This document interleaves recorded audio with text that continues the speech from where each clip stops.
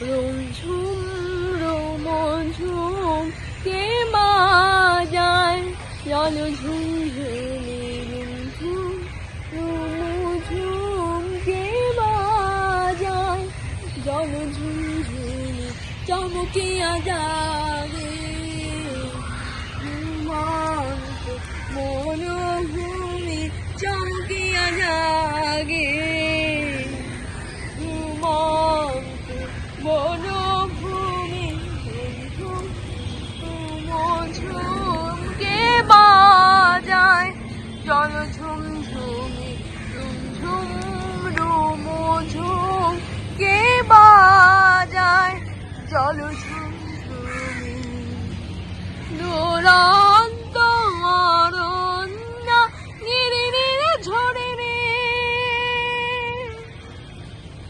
রঙে সঙ্গে লই বনের হরিণ ঝুমঝুম রুমঝুম কে বাজায় জল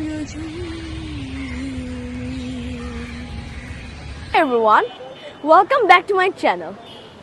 এখন বর্ষাকাল, বৃষ্টি হচ্ছে আর আজকে আমার স্কুলও ছুটি।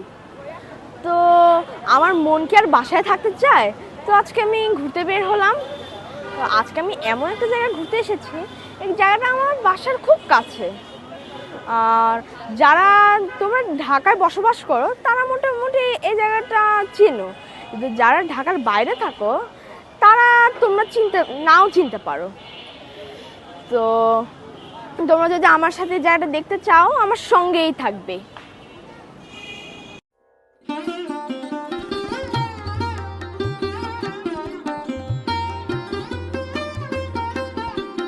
তোমরা নিশ্চয়ই বুঝে গেছো আমি কোথায় আছি। হ্যাঁ, আমি আছি ধানমন্ডি লেকের ৮ নম্বর ব্রিজের কাছে। লেকে এরকম ব্রিজ আছে অনেকগুলো, কিন্তু যানবাহন চলাচলের জন্য সারাদিন ব্যস্ত থাকে দুটো ব্রিজ, একটি ৮ নম্বর ব্রিজ আর অপরটি ৩২ নম্বর ব্রিজ।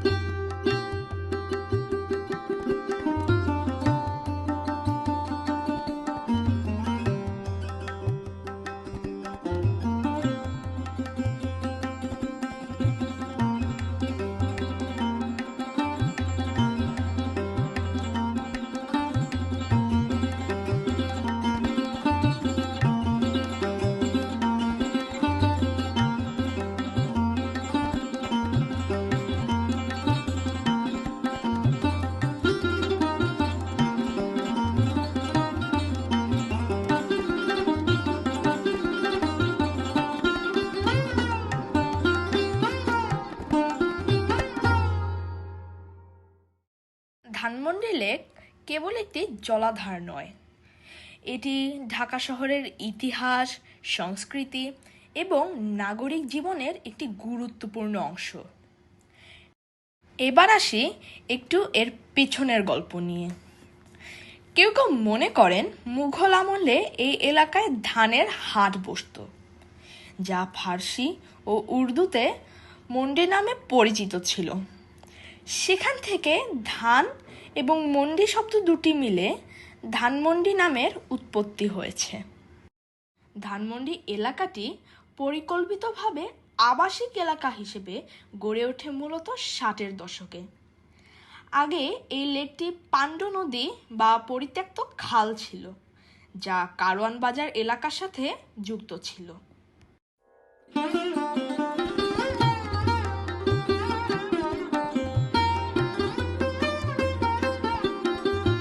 বর্তমানে আংশিকভাবে বেগুনবাড়ি খালের সাথে মিলিত হয়েছে। মূলত ৯০ দশকের শেষে এসে লেকটিকে আধুনিকায়ন করা হয়।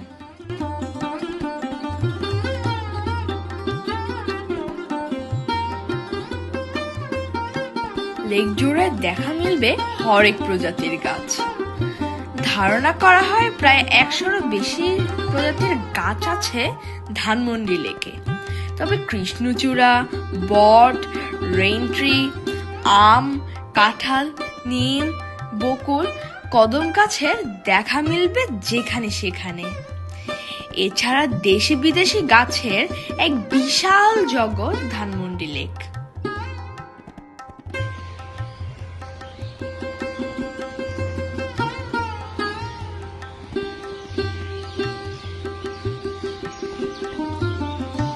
সাথে সাথে লেকের আশেপাশে হাঁটার পথ, বসার স্থান এবং অন্যান্য বিনোদনমূলক স্থান তৈরি করা হয়েছে, যা এটিকে একটি জনপ্রিয় স্থান করে তুলেছে।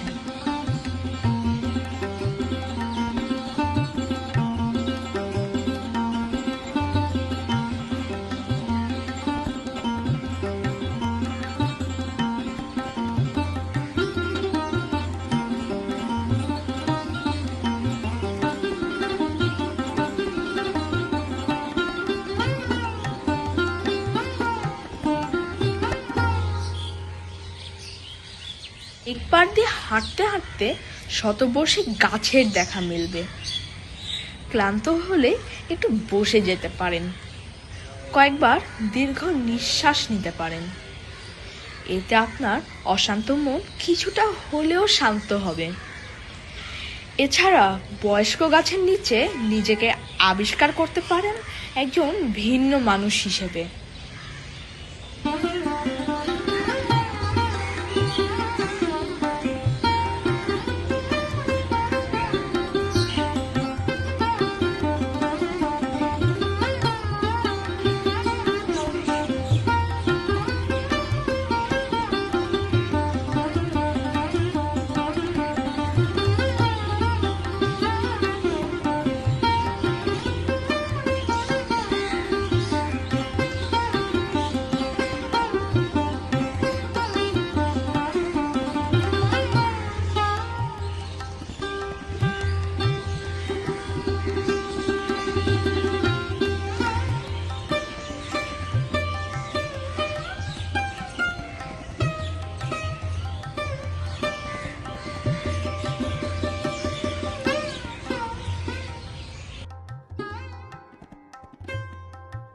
পুরো লেকটির পার ঘেঁষে দুটো মসজিদ আছে।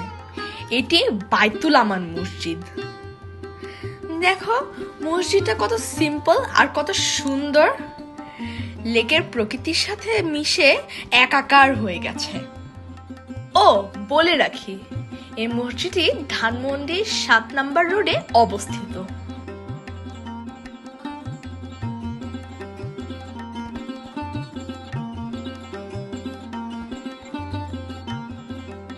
আর এটা মসজিদুত তাকওয়া। এটাও ধানমন্ডির অনেক বিখ্যাত একটা মসজিদ। আর এই মসজিদটি ধানমন্ডি 12 নম্বর রোডে অবস্থিত।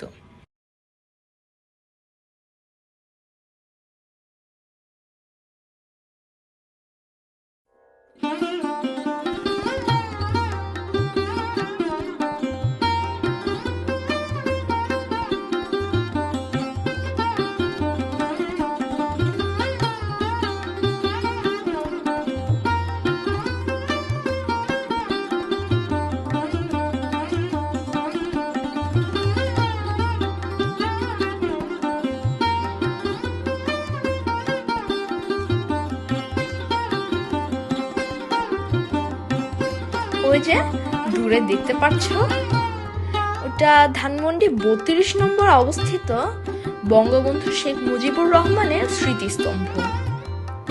তার স্মৃতিতে নির্মাণ করা প্রতিকৃতির পেছনের অংশ লেকের পানিতে প্রতিচ্ছবি তৈরি করে।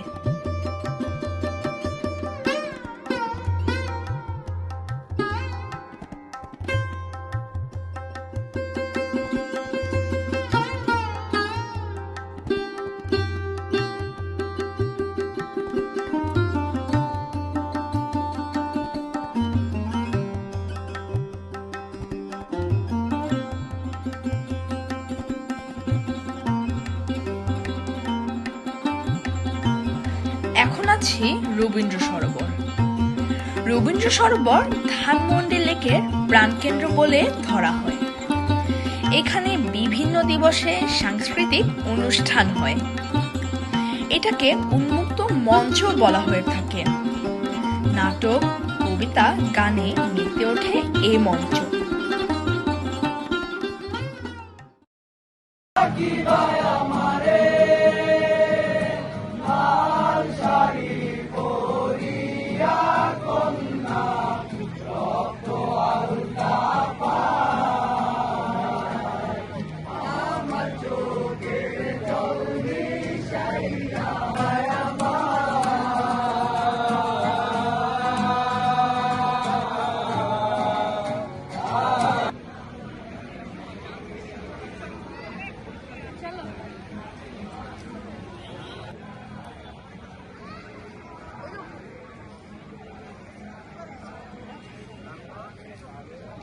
খাবারের জন্য লেক ঘিরে গড়ে উঠেছে বেশ কয়েকটি রেস্তোরাঁ। ডিঙ্গি, পানসি, ডাইনামিক ফুড কোর্ট, সাম্পান, বজরা অন্যতম। এছাড়া ছোট ছোট বেশ কয়েকটি রেস্তোরাঁ আছে লেক পাড়ে। ধানমন্ডি লেকটি ধানমন্ডি ২ নম্বর সড়ক থেকে শুরু হয়ে ধানমন্ডি ২৭ নম্বর সড়কে গিয়ে শেষ হয়েছে। সুতরাং এটি ধানমন্ডি এলাকার ২ থেকে ২৭ নম্বর সড়কের মধ্যে অবস্থিত।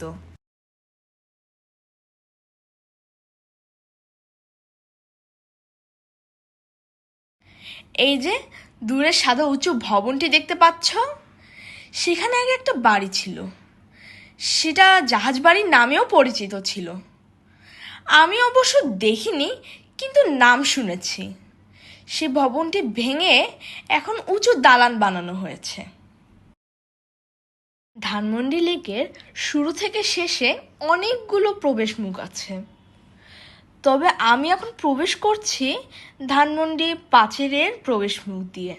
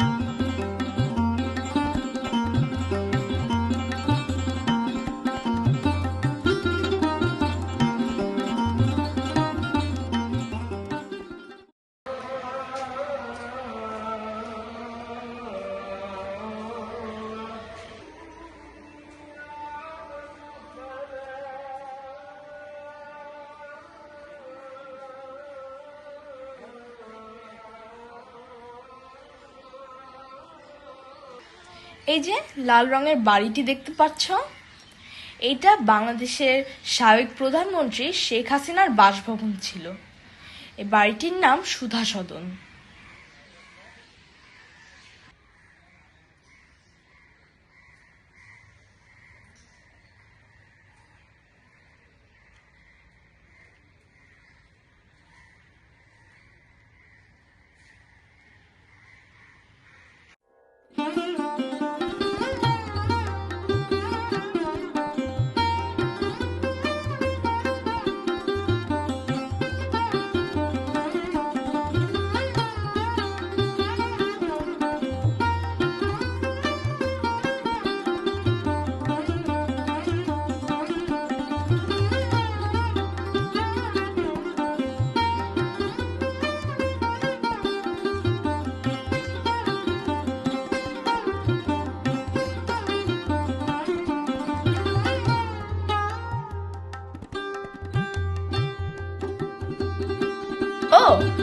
হাঁটতে দেখা মিলল আমার খুব প্রিয় একটা ফল, নাম তার প্যাশন ফ্রুট। তো আমি প্যাশন ফ্রুট খাই, আর তোমাদের ভিডিওটি কেমন লেগেছে সেটা কমেন্টে জানাবে। তো আজকে এ পর্যন্তই থাক, আগামী ভিডিওতে নতুন কিছু নিয়ে আবার দেখা হবে। বিদায়।